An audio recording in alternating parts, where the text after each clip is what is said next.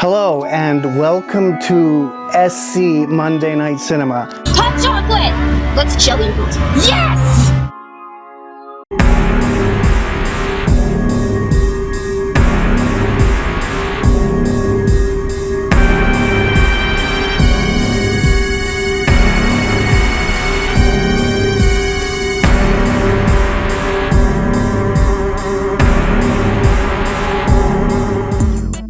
Hi there, welcome to Monday Night Cinema. I'm your host, Blaise Kolodychuk.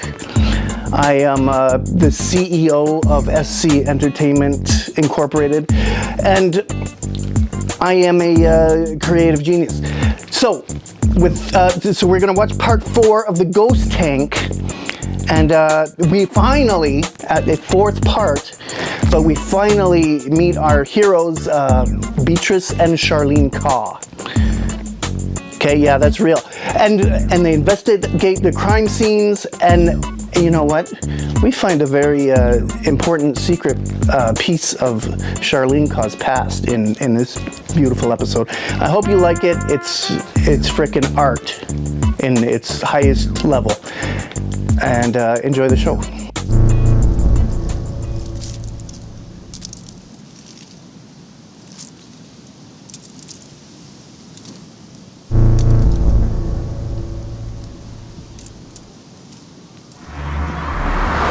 Hey Charleenkaw.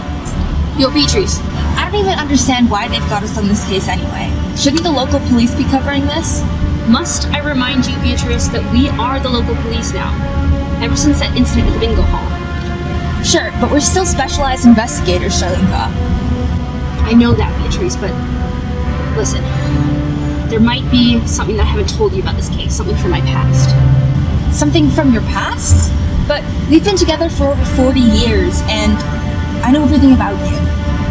I know that we've been inseparable for 50 or 60 years, but do you remember that time in the 80s when I disappeared for a little while? And I got back and I told you never to talk about it, and like a true friend you never have.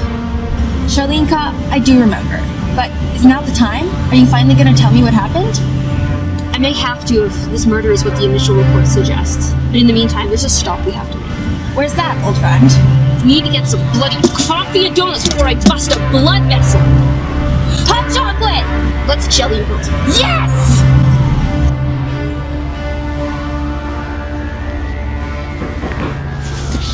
Who's there?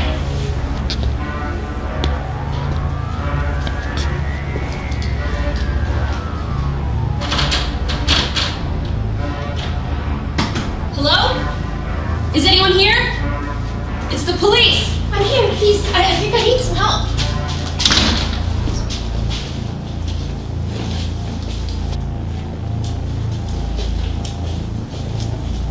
This place looks empty. Where did they say the body was again? I'm here. Bathtub. Let's go.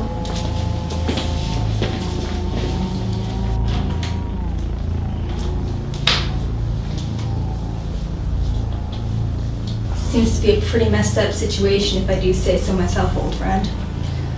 Yes, Beatrice, I would tend to agree. It would seem as though my suspicions about this case are correct. What do you mean? Listen, What I'm going to tell you, it's going to shock you. You might lose faith in everything you know about the universe. Okay, Charleenkaw. I'm ready. I don't think you are ready. Well, what do you suggest? I suggest we get more coffee and donuts, and after that, then you'll be ready. You're a smart woman, Charleenkaw. Let's go.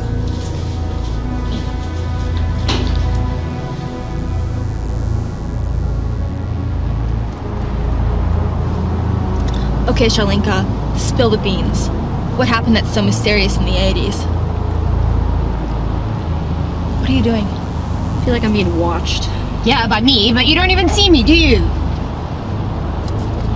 What I'm going to tell you is of the utmost secrecy, but I think we're safe. So I was contracted by the Canadian government in 1982 to be part of a top secret experiment. They swore me to secrecy, shipped me off to Tibet. When I was there, I met an ancient man who shall remain nameless. We spent the next few years together, and he taught me the true ways of hypnotic sessions. hypnotic sessions? Hypnotic sessions. They're like a way for me to enter the realities and states of existence to completely understand the nature of the unknown forces that me and you have been fighting all these years. It's pretty complicated stuff. Okay, well, that's pretty weird, but what does it have to do with this case? I'm getting to that. You see, they asked me to be specially trained in order to help them solve a rather baffling mystery that had been plaguing the police department. There was a homicidal maniac going around Calgary killing people. There didn't seem to be a pattern. Men, women, children, no one was safe from this maniac. Well, then how did you know it was the same killer? That's the thing. There was a specific thing that linked all of these murders. Did you see the cutout eyes on the body? Yeah. Well, that was this guy's calling card. He called it Scrapbook. And you think he's back? Yes and no. You see, when I was finally called in to help with this case, they were completely at a loss. The bodies were piling up and they didn't have an idea of who this guy might be. So I ended up doing a very special hypnotic session, entered this guy's head while he was killing the next victim. It was a young girl. And when I saw who it was and where they were, by the time I got there, Scrapbook was already dead. No one knows who killed him, and we never got any answers after that. So, you're thinking that this is some kind of copycat murderer? No, this is Scrapbook.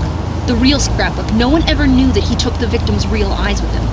That information was kept secret, just in case of a situation exactly like this. But if Scrapbook was killed in 1984, then that means that the Scrapbook that killed the girl... It's a ghost. Correct, Beatrice.